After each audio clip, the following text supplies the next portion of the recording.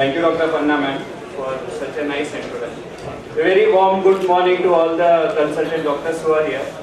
It's really very heartening to be present on this dais and share a few words on a very beautiful topic, insulin therapy in diabetes.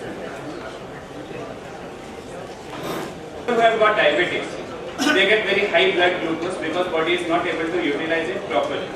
This can be because of either too little insulin, or cells are not able to use insulin, or liver is releasing too much of glucose.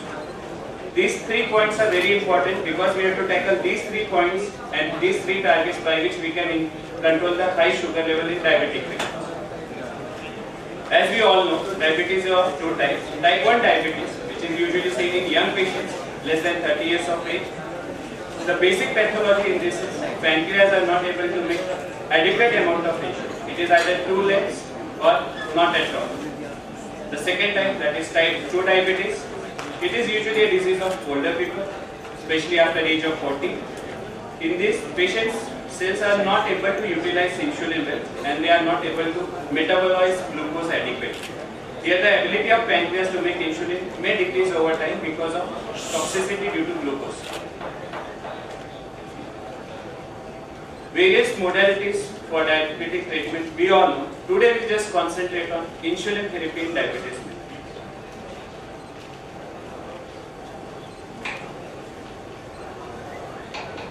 What's the purpose of insulin therapy? The purpose of insulin therapy is to prevent and treat fasting as well as postprandial hyperglycemia. Permit appropriate utilization of glucose and other nutrients by peripheral tissues. Suppress hepatic glucose production. Prevent acute complication of uncontrolled diabetes and prevent long-term complications. Whenever we eat a food, the surge in glucose level is very high. But body has got its own mechanism of endogenously producing insulin and bringing down the sugar level to normal levels. So we get a fluctuation of sugar level in our body, especially during any meal, sugar levels go very high. Similarly, insulin production is increased, which brings down sugar level to a normal level. But the moment we utter word insulin, most of the patients get panic. Sometimes they just disappear, never to return back, because there are a lot of barriers to use of insulin. What are these barriers? We need to just discuss these barriers, because once we break these barriers, the doors will open. There are various concerns in the mind of patients. Fear of injection, दुखेल का, perceived significance of need for insulin. Sometimes they feel, नाही त्या patient आता डॉक्टरांनी गोळ्यावरच treat केला, तुम्ही मला insulin का? Some people feel if you give insulin, diabetes would worsen, because they would have heard that one patient was very critical, he was given insulin and he died. They don't understand patient was serious, it was not insulin which killed him. Concern about hypoglycemia. The perception is insulin is the strongest. I will not be able to sustain such a strong medicine and my sugar will go down, I may die. And complexity of regimes. 2 times, 1 time, 4 time, bedtime, all those things they just get perplexed. What we need to do is educate them. Listen to their apprehensions and address to it. The anxiety about insulin is really very profound. Even we as doctors, if we become a patient and we have to take insulin, we are not prepared for it. So we can think of what the patient might be thinking. So we help to dispel their fear by counteracting misconceptions. We tell them what's the rationale for use of insulin. Explain what insulin can do in their life. It can be incorporated in their lifestyle. It will not cause very high weight gain. Weight gain will be just modest. And it is a common course of treatment for his progressive disease. And promise him that you are there to help him out in every way, whatever time it is needed by him.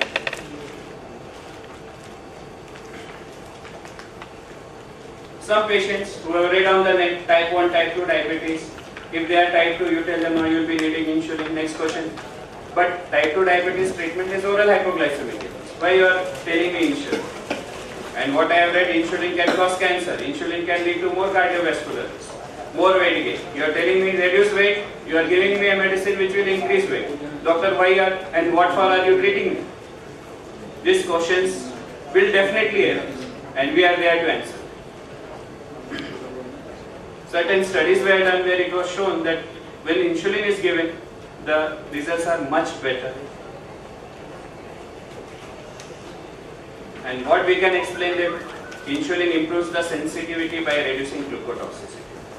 It reduces the cardiovascular risk rather than increasing it. The weight gain which is there is really not very high, it is just a modest weight gain and it is not going to impair them in any way. And it does not cause hypoglycemia. We should teach them what are the symptoms of hypoglycemia and how to treat it. And they will be prepared to tackle it on their own. Once we just tell them that we are going to use insulin, we just prepare them for it. Now we have to select the best insulin for it. Now as we all know, insulin is a hormone which is produced in the body by the pancreas. Pancreas secretes this insulin along with many other molecules, amylin, GLP-like peptide is secreted in the gut at the same time. All this come when the food is enters the intestine. Person gets diabetes only when around 30% of the pancreas is damaged. Till 70% of the pancreas is not damaged, person will not manifest diabetes. So we understand it is only the 30% of pancreas which is working and which is going to sustain him for his life. Patients who are type 2 diabetic, there the problem is insulin is there but it is not working properly. So we have to give some medicines, some agents which will help his insulin to work.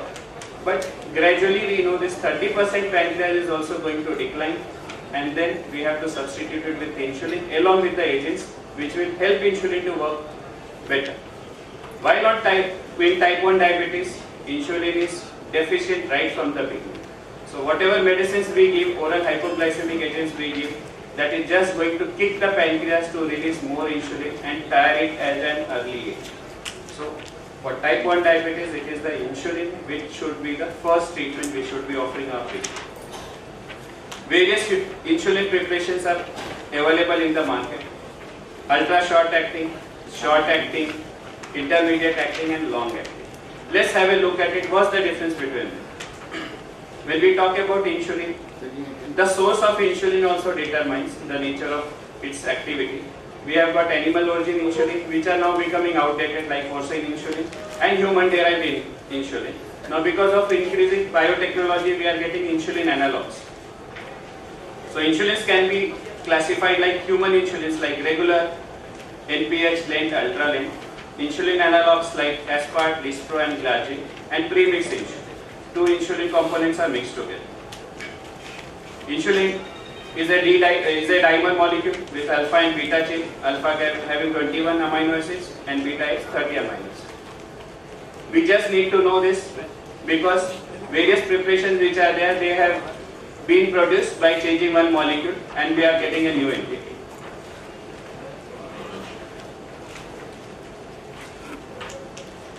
I have just done a comparison of human insulins and analogs. The onset of action, the peak and duration of action differs for different insulins. The ultra short acting example is lispro or aspart insulin. The short acting is human regular insulin. Intermediates are human NPH or Lent. And glargine or detimir is a large acting insulin. When you see the onset of action for very ultra short acting insulin is immediate, 5 to 15 minutes.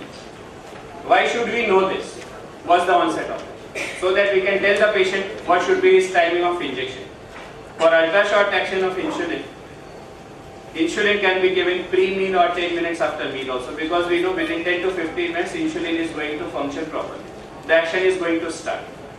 But for short acting like regular insulin, we have to instruct them you take it around 15 to 20 minutes to half an hour before food because the onset of action is going to start after half an hour to 1 hour. And if we don't do that, what will happen? Patient will have his food, glucose will go up, there will be glucose toxicity and insulin is not there. and after certain time the glucose will be peaking down and insulin will be going up, and that will be leading to hypoglycemia. There are various regimes by which you can give insulin, which we will be discussing subsequently.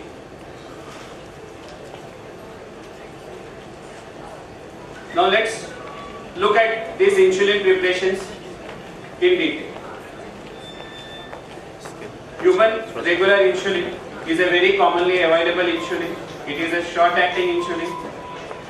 Compared to ultra-short insulin, it is really cheaper. But it has got a slightly slower onset of action as compared to the ultra-short-acting insulin. It requires administration 20 to 40 minutes prior to meal. Risk of hypoglycemia at meal is delayed. And if there is mismatch with postprandial sugar levels, there can be increase in the peak. It can action can last longer up to 12 hours. Action can be increased if the dose are given really very high. It can cause postprandial hyperglycemia. Then the concept is, if this insulin is acting erratically, there is issue of postprandial hyperglycemia. There should be some method by which we will be having a continuous control of sugar level. Then came the concept of basal and bolus insulin. As we all know, insulin is required for burning glucose in the body. There is a continuous secretion of insulin which is going on in the body, and a burst of insulin occurs whenever food enters in the body. To mimic this, a insulin was prepared called as glargine or detamir insulin, which is long-acting insulin. This insulin provides a continuous peak and the function lasts for almost 24 hours. It was able to provide the basal requirement of insulin, but there was a deficiency of insulin which should be tackling the surge in sugar levels when we take any food. So a concept was derived where you give a basal insulin which will be taking care of the continuous insulin requirement, and before each meal you give one shot of injection that will be controlling the high surge in sugar levels. So came the concept of basal as well as bolus insulin concept. Basal insulin, it suppresses glucose production between meals and overnight. It gives a nearly constant level, that's the beauty of the molecule. And it meets up to the 50% daily need of the patient. While bolus insulin, it will limit hyperglycemia after meal and action will peak at around 1 hour.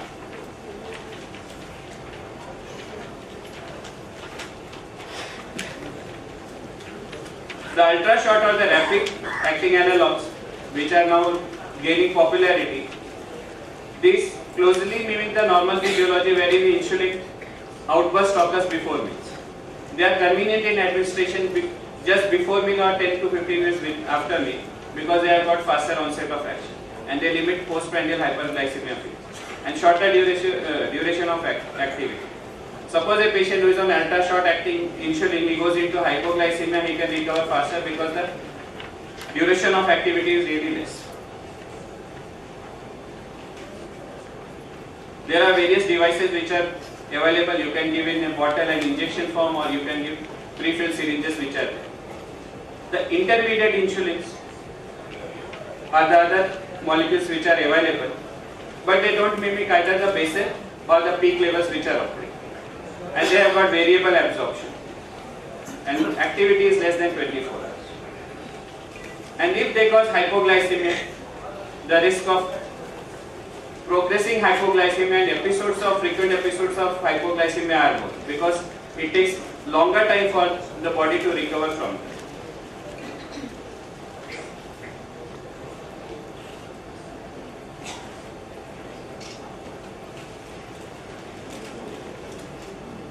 As we saw, the long-acting insulin, that is glargine, it is a 24-hour long-acting recombinant human insulin.